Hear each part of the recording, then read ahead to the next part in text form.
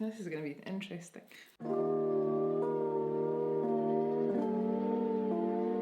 Hi guys, welcome back to my channel. I present to you a mother.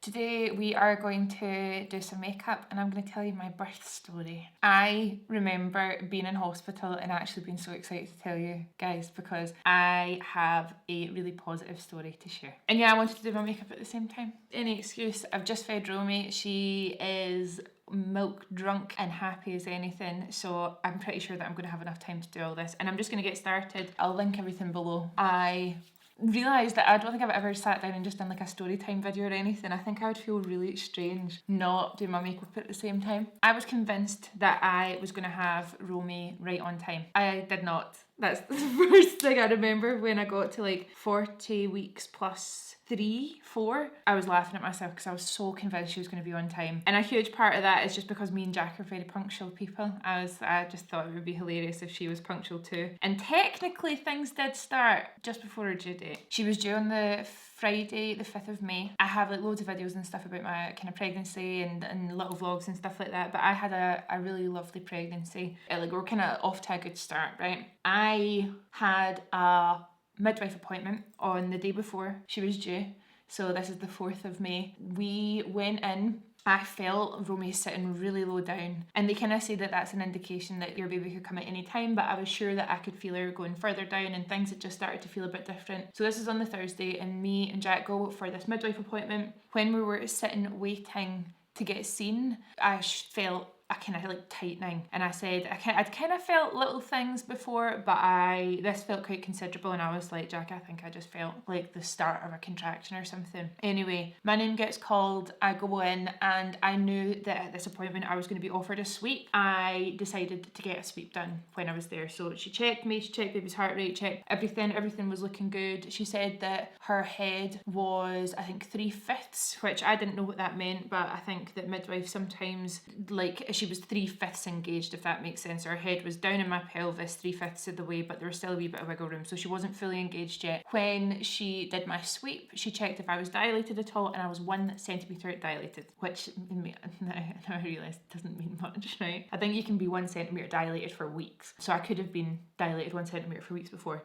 So got my sweep and went home. I definitely started having contractions, but they were very sporadic, and this kind of started on the Thursday, and then on her due date they were happening throughout the day, and I was so excited because I was like, oh my god, she's going to come today. She didn't, obviously. I was timing my contractions, so I used this app called Pregnancy Plus throughout my pregnancy, and there's this little add-on thing that's like a contraction timer. Here in the UK, I know that it's really different for everywhere depending, and also just depending on your birth plan and things like that. If you're going in for a C-section, obviously this doesn't apply. But I started timing my contractions, and obviously they were started off really mild, and then they kind of ramp up. So every time I had a contraction, I would time it. I'd have a contraction, and then it would be like an hour later, I'd have another one, and then it would be 5 minutes later, I'd have another one, and then they would stop for a couple of hours, and then I'd have one. So they were just really not happening the way that I thought that they would. So that was on the Friday, that was on our due date. At this point, I think around the due date, you really don't want to be doing much. I don't want to be really out the house for long in case my water's broken and stuff like that. We were really holing up and just chilling out around the house. I had started doing all the other stuff that people say can induce labour, right? Or just get her in a really good position. So I was bouncing on my silly medicine ball, which I would happily never look at ever again. I was bouncing on my medicine ball. We were going for big long walks with the dogs, curb walking, which is when you're kind of like just kind of getting movement into your pelvic region. I was going up and down the stairs, and I honestly was just like hoovering the house all the time. I was like just cutting about, trying to stay active, trying to stay mobile, but at this point I'd started to get a bit achy and things, and then obviously I was having these contractions which hurt. It was a bit weird, right? So that was the Friday. Saturday comes, same thing's happening. I'd been having contractions sporadically through the night, and then all day on Saturday the same thing, 5 minutes apart, 10 minutes apart, an hour apart, stopping for a bit, coming back. So that happened all the Saturday as well. So I kept on thinking, I kept on timing them, and they were just never amounting to anything. Sunday comes, Same thing had happened through the night. I hadn't slept well because I obviously needing to get up for the bathroom for weeks and weeks, but because of the contractions, I was only getting about an hour or an hour and a half or like 20 minutes sleep at a time. So Sunday comes and I was so sure she was going to arrive, and she just didn't. At this point, I think I'd phoned the hospital a couple of times because they were getting sore, but they were just too far apart. And every time, you know, I think I phoned the hospital 2 times just to be like, is this normal? Is this fine? And they were like, yep, so this is just your body kind of getting ready. I'm sure that the term early labour had been used, but they said, we really don't take you until your contractions. You're having about 4 in 10 minutes. And in my mind, I was just like, what? This is going to take ages, or this is like really sore, and I don't know how much longer this is going to take. And you know, at this point, I think I was in the bath a lot, breathing through them and things like that, but they were just never getting closer together, and they were never coming on time. So I think, I was waiting for them to be like 5 minutes apart or 10 minutes apart, whatever. Didn't happen. So get to Monday. Same thing all night, hadn't slept. They were getting worse, but they were nowhere closer together. I phoned my mum. I think I was talking to my mum, and I was just like, I've been having contractions all weekend. Nothing's happening. I don't know what to do. My mum has this Chinese doctor that she goes to, and she said, I've got an appointment today. Why don't you take it and go and get acupuncture? There's acupressure points and there's acupuncture points that you can have, I think, at the end of your pregnancy, but also as a natural kind of induction thing, right? So I literally in the car had 2 contractions on the way there, and I was just thinking, I was like, how am I going to sit on this table with needles in me without having a contraction? This is so weird. And actually, it's worth mentioning, right? This is so funny. Over the weekend when I'd been having these contractions, they were painful, but I remember turning around to Jack and saying, I can do this. I was like, this is okay. I was like, they're painful, but I can breathe through them, and I'm feeling all right about it. And then I get to Chinese doctor, I go in, I have my acupuncture, and it's kind of like there's spots in your hand and there were spots at my like ankle. If you Google it, you'll see what spots I'm talking about. But I had I think it was like half an hour I was on the table, and now looking back, this makes a lot of sense. So acupuncture can bring on labour, it can help move things along a little bit, it's really good for relaxing you, which in turn relaxes the baby, so there's loads of benefits and things. It can also move the baby, it can also encourage the baby to move, and until this point, Romy had been in a really good position. And now looking back, I remember being on the table, lying on my side, because obviously I had my big bump, and feeling her move in a big way, it was almost like she turned. So I wrap up my treatment. We're on the way home, and I think that was about 3 o'clock, and we got home 4:30, say. And my contractions, they weren't getting any closer together, but they were getting agony, finding it different. I was like, I cannot get comfortable. I can't, before I could go on my on all fours, or I could be on the ball and I could swivel my hips and things like that, and I could breathe through it. I can't breathe through these. I was really struggling. They just kind of ramped up until 8 o'clock. So that was only 5 hours or something. And I said to Jack could see that I was in a lot of pain, and he was like, maybe we should phone the hospital. So we did, and I said, look, they are getting closer together, and I'm getting a lot more, but they've gone from being quite manageable to being agony. Can I please come in and just make sure that everything's okay? Because this had been 4 days of contractions, so I just wanted to make sure there wasn't anything wrong, right? The midwife on the phone said, okay, you can come in, but just, bearing in mind, if you're not far along enough, we can't take you, we can't admit you yet. And I said, yes, that's fine. And we got in the car, and I said to Jack, I was like, don't pack the suitcase, I think I'm going to get turned away. So we didn't. We got to hospital. This was at 8 at night, and it was quiet. The hospital was dead, there was no one there. But I remember sitting in the waiting area and having these contractions, and it being bad, so painful, right? She did a check on me, which is another sweep, because she was checking my cervix and things, and I had dilated 1 centimetre since Thursday. I was 2 centimetres dilated at this point, and I was like, you're fucking kidding me on. How I've been having these contractions all weekend. At the same time as all this happening, I was talking with my amazing hypnobirthing coach, Emiliana, who was such an amazing person to have during all this time, because I was getting a wee bit panicked, right? I didn't know what was going on. I was so sure that I was going to go into very obvious early labour, wait until they got close together, and then get in the car and go to hospital and have my baby, right? That's just what I thought would happen. But this was day 4. I had barely slept. I was so tired by this point, and I was like, what is going on? Go and get checked. I'm 2 centimetres dilated. And then what we realised was I had been in false labour for the like long weekend. From the Thursday night to the Monday night, I'd been in false labour. So these contractions, they were doing a little bit, kind of, but not really. And I kind of felt a bit gutted at that point because I felt like I'd wasted so much energy in this false labour that I thought was, you know, making moves. I had another sweep when I was at the hospital. We also realised that Romy had gone from whatever position she was in, I can't remember what it is, to back. So back labour is something I'd not really heard of. Even in my hypnobirthing course and stuff like that, I don't think we really talked about it. Emiliana was the one that said, when I told her, I was like, this is quite excruciating, I'm nervous in case she's not okay or something. And it was Emiliana that said, I think you might be in false labour and I think that you might be in back labour. And I googled it and I was like, oh, fuck off.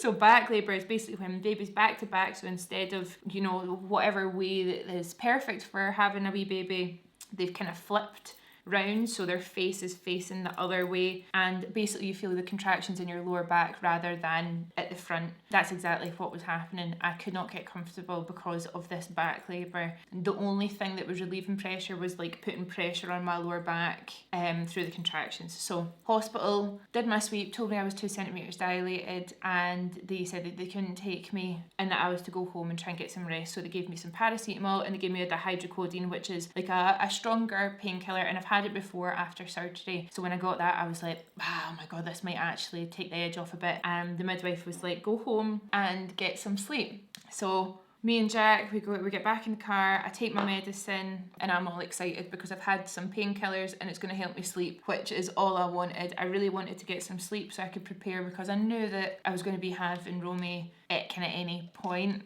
and all I wanted was a little bit of sleep so I could get my energy levels up for actually giving birth, right? So we get home and I'm all ready to chill out, and then I go into proper labour. So I think what might have happened, and I'm just speculating here, but I think that the mixture of acupuncture and that second sweep when I went to the hospital on the Monday night triggered labour, and it came on really quickly. So we got home at about 10 at night and I didn't get to sleep.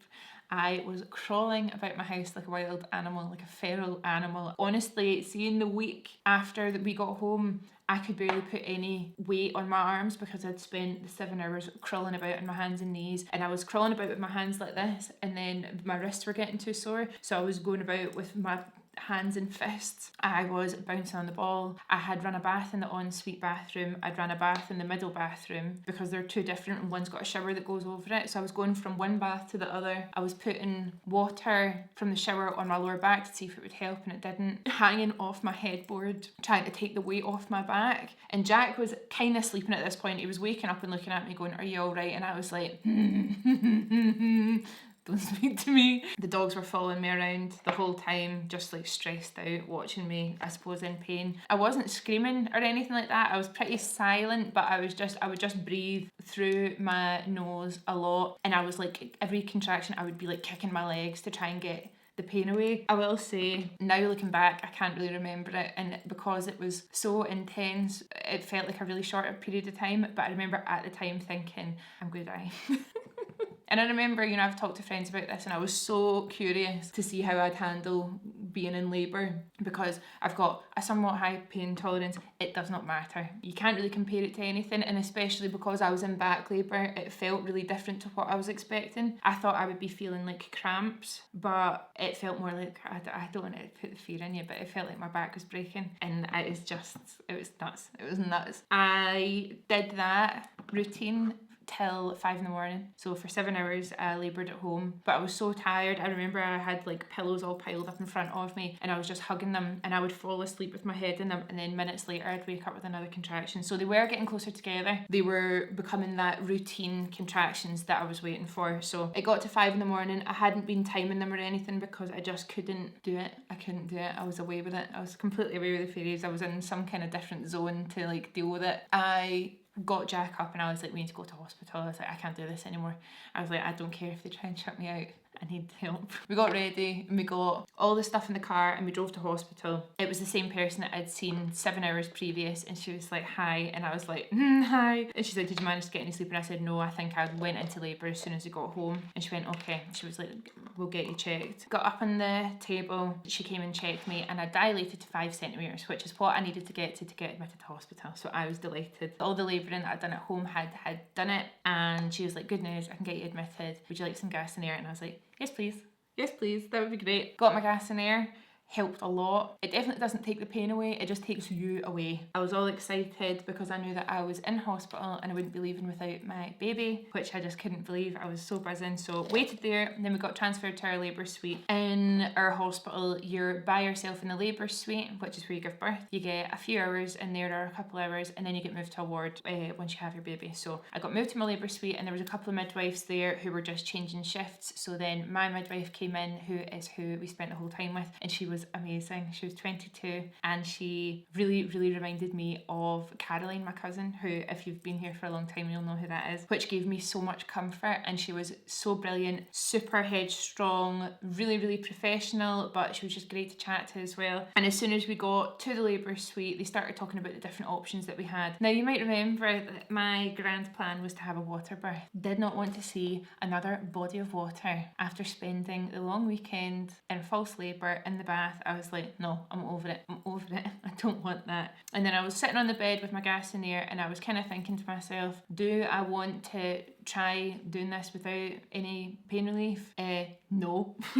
I asked about an epidural. They had an anaesthetist had just gone in to give someone, I don't know, that I think he was in theatre or something, so they were like, it'll be about 40 minutes. I said, yeah, that's fine. Got my epidural, went great, all fine first time round, and that epidural was honestly magical. It was the most incredible thing ever, and honestly it took all the pain away. Really weird not being able to feel your legs, I'll say that. Like, it's not a nasty sensation or anything, it's just really weird. I loved that epidural, even thinking about it now. Because of the epidural, my contractions stopped.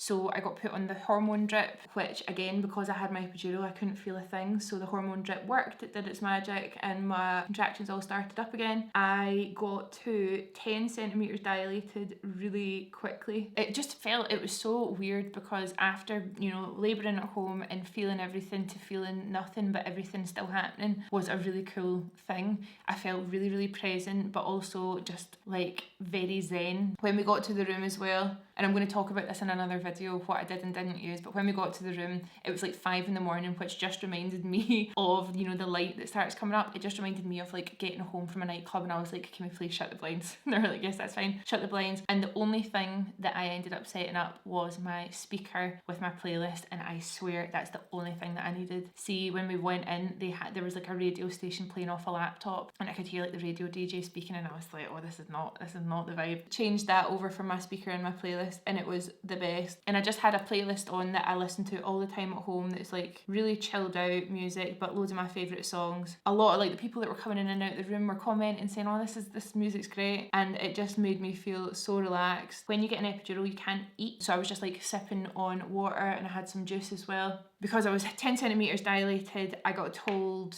right, we'll start pushing in a couple of hours. And I was quite surprised by that. I was like, all right, okay. And my midwife said to me, why don't you try and have a sleep before you start pushing? And because you can't feel anything, I was like, yeah, okay, sounds good. So by this point, my contractions, I started feeling them in my hip, and because I was on the hormone drip and they were getting faster and more close together, it was quite painful, even though I had my epidural. So the anaesthetist came back and topped up my epidural, and then I fell asleep. I remember from being in hospital before that some of the kind of pain relief and like general anaesthetic and things can make you feel quite sick, and I always got a shot of anti-sickness medicine in my cannula after having general anaesthetic. So I woke up after an hour. I'd been sleeping for an hour, and I felt really sick. And there was a different midwife in my room, because our midwife had gone on our tea break. So I woke up and I said to this midwife, I was like, oh, can I get some anti-sickness medicine, please? And she was like, yeah. And she was kind of pottering about. And then I started feeling really sick, and I was like, can I just have a sick bucket, please? And she gave me this sick bucket, and I was quite violently sick about 4 times. It was like everything came back up. And then I started having some like shakes. I started kind of shaking quite violently, and my colour changed a little bit. And because baby girl had moved so far down, she'd also gone from being back to back to being the right way round again. She moved herself, which is so good. But because she'd moved and she was so low down, the kind of heart monitor that sits on my tummy, they were struggling to keep her monitored. So I got asked if I would have this little heart rate monitor stuck in her head, right? At the time it's probably such a normal thing, but at the time I remember sitting and they said it's just a tiny little needle that goes in her head, and I actually was like, no, I really don't want that. I really don't want that. Everything else had gone so smoothly to this point. I was like, I really don't want that. I was like, we can move this around as much as we need to keep her heart rate. But then my heart, and this all happened like in a few minutes, so I started being sick, my heart rate started kind of going down a little bit, and so did Romy's. The doctor came in and had a look at me and said, okay, I need to start pushing right now. And that was the only moment that was just a wee bit like, oh right, okay, because it all happened quite quickly. And my midwife came back from her tea break and she left me like serene sleeping, and she came back to me like shaking and had been sick and things like that, and she went into like proper like on it mode. It was amazing. So I quickly got into like a position and they had a look and they were like, yep, right, time to start pushing. When you have an epidural, sometimes you can't really feel how to push, so that's when you might need intervention. So you might need your ventouse, which is like the kind of suction cup. You might need forceps, or you might need a C-section at the end of the day. And this, I think, was just kind of in the back of my mind because those were all the things that I wanted to avoid. Was just a wee bit nervous about that. I get into my position, right, and I've got Jack up here and I've got my midwife down there, and she had a student that was helping like learning. This part kind of all went really, really quickly, but I got into position and I was kind of like sitting up, I think, with my knees. I can't remember. I think it was like classic because I had my epidural. I couldn't feel my legs enough to be on my hands and knees or anything like that, so I just sat as upright as I could. And I remember getting to position and our midwife saying, right, okay, big push. And I gave a big push and she went, all right, okay. And she could see Romy like pretty much straight away. So I said to my midwife, I was like, is she coming? Is she going to be here soon? She was like, yes, she's going to be here soon. Remember having Jack here, having the music on, and there's something that was just really emotional about that first push, that me and Jack both started like bubbling a little bit. We both started crying, and I actually was telling this exact story to my girlfriends when they were over for book club. We were all crying when I was telling this story. Having your playlist ready, there are songs that I cannot listen to without crying now because it just reminds me of giving birth to Romy. My first big push, me and Jack started bubbling. I realised that this is like the most amazing thing I've ever done in my life. Every time I had my contractions, I would be pushing. I think through each contraction I was pushed maybe like 3 times. I had Romy in 15 minutes. So I don't know how many contractions it was, how many pushes. It felt like 30 seconds, honestly. And it was the most amazing thing that I've ever done. So literally gave birth to her. They pulled her up and put her on my chest. I was just crying. Jack was just crying. It was the most surreal, euphoric moment ever, and it's so weird because it definitely is a mixture of obviously the amazing thing you've just done, but I think it's a mixture of like all the hormones as well, because I've never felt like that in my entire life, and it's something that I'm so grateful that I've experienced. But it's mad. It's honestly the most mad thing ever. We had skin to skin for I think like an hour and a half. At that time as well, she latched on and started feeding within, I don't know, like half an hour or something. It was amazing. And then Jack obviously cut the cord. We left the cord quite a wee while, I think. I can't remember now. I really actually can't remember. And then it was really nice. We just had, I think, 2 or 3 hours in that labour room just ourselves.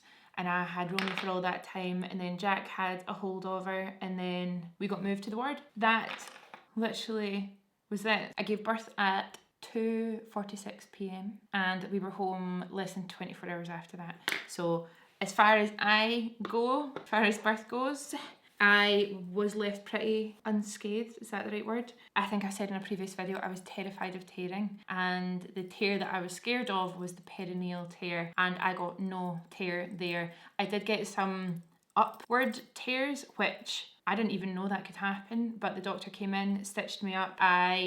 Curious George had a look and you can't even see them. I actually was really confused. I was like, where are they? It was like more like inside almost, which they're all healed up now. I am 4 weeks and 3 days at the time of filming. 4 weeks and 3 days since I had Romy, and I'm all healed up. It is absolutely magical how things just go back to, I wouldn't say normal, but a quick glance, normal. It's amazing. It's really, really cool. I was terrified of that first pee postpartum. I had a catheter in because I had an epidural, so I had the catheter in all night, got it taken out at like 5 a.m, and that first pee I was terrified of, but I think that my stitches were just in the right place, that it was fine, because that would have stung. And me and Romy had the most amazing night in hospital. I don't know how this happened, but she is just the most content, happy wee baby. I think that it's got a lot to do with the fact that her birth was so smooth, like the actual birth being so fast. The only thing is with a fast birth, and this happens with C-sections as well, I think, but she was really mucousy. Usually they get rid of that in their journey down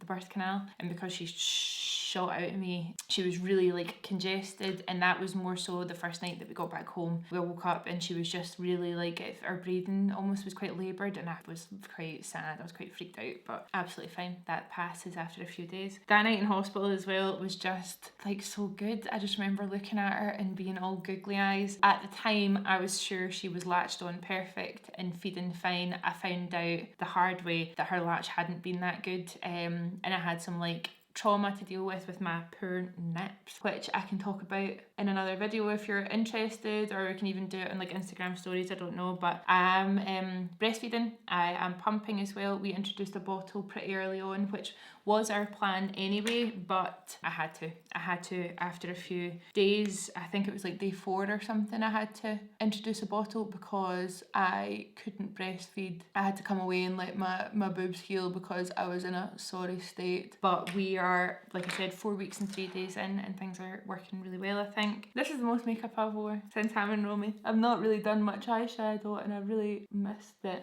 I've been feeling honestly just so grateful for Romy's health more than anything, but my health as well. I have been feeling really guilty as well for having honestly, it's so weird, like having the nice experience that I've had has just made me think of all the people that don't get to have that nice experience, because how much it means to me and how much it is, like it honestly is the best day of my life, having Romy and all the things I got to experience, even down to the fact that with the epidural I felt no pain, but I felt giving birth, which is the coolest thing ever. I feel for anyone that didn't get the experience that they wanted. I just know that there's a lot of people that have to unpack trauma from birth, and I feel for anyone that has to do that, because it was so magical for me. Yeah, it makes me think of the people that never got it. Very grateful, very grateful. Will cherish that day forever and ever. My birth plan obviously didn't go to plan, or my birth preferences. I do not care one bit.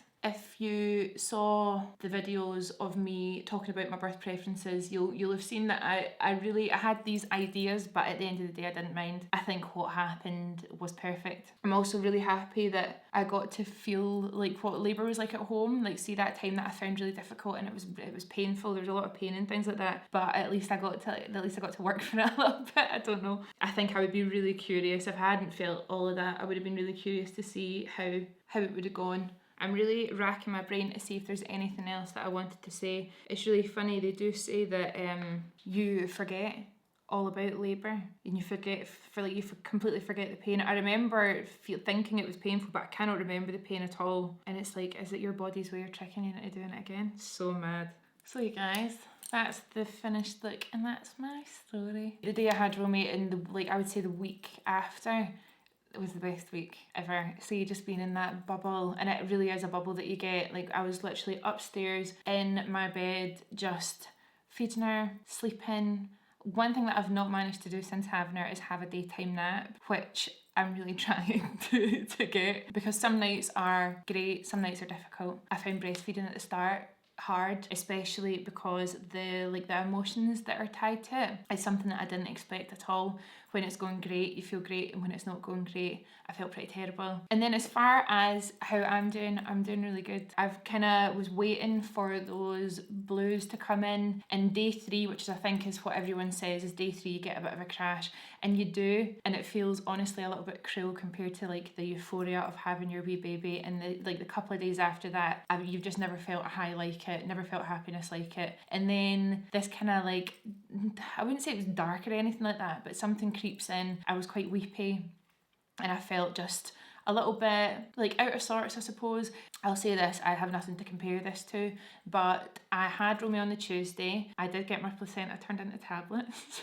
So we brought it home like a packed lunch. It sat in the fridge for a day. I honestly don't want to talk about it because it's horrifying, but I got my tablets the Sunday after I had Romy. Started taking them straight away. It's like 2 tablets 3 times a day, and I felt mentally back to myself pretty quickly. A bit daft, and like baby brain's definitely a real thing. I do float about the house sometimes completely forgetting what I was going to do. Emotionally, I felt really quite good. Like, it's quite surprising to me. I was really expecting and kind of ready for the kind of like hard emotions to come in, but they've just not came yet.